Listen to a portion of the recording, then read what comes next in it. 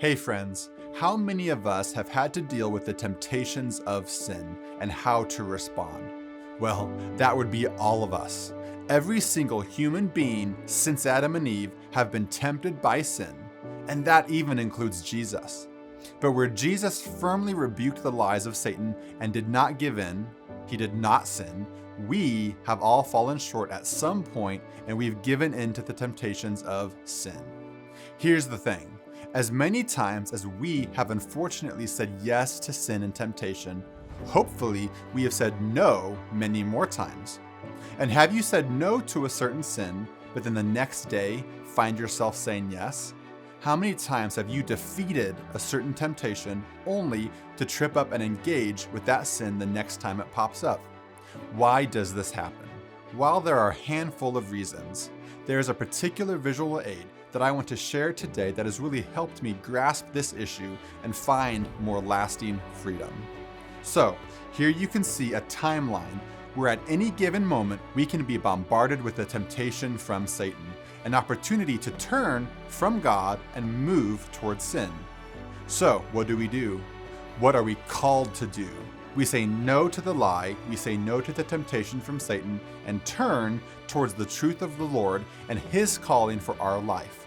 We begin walking towards God's plans for our life, having regular quiet times, getting plugged into a life-giving and Jesus-preaching church, forming relationships with fellow believers who are walking the same path that we are. There are many, many great examples. And the further you walk towards God, the further that sin, that temptation is behind you.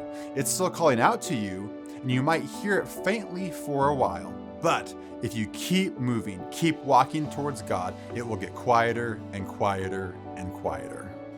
But let's say you rebuke that temptation, you say no to that sin, you turn towards God, but you stop right there.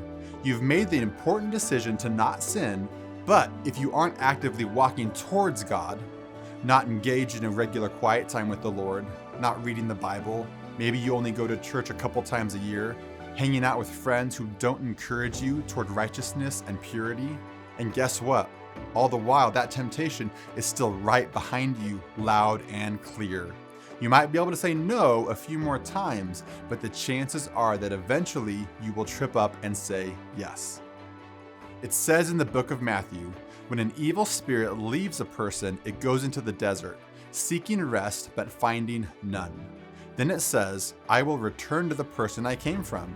So it returns and finds its former home empty, swept, and in order.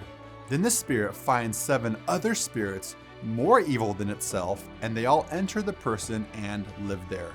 And so that person is worse off than before. So the idea and encouragement from this verse is that when you deal with an evil spirit, a temptation, a sin, but you don't fill up your heart with God and godly things, moving towards Him, it's still empty. And why wouldn't that temptation and sin come back, even stronger than before? To move on away from those evil things, you must turn and start moving towards God and His will for your life. God's word for us is simple, loud, and clear. You will seek me and find me when you seek me with all your heart.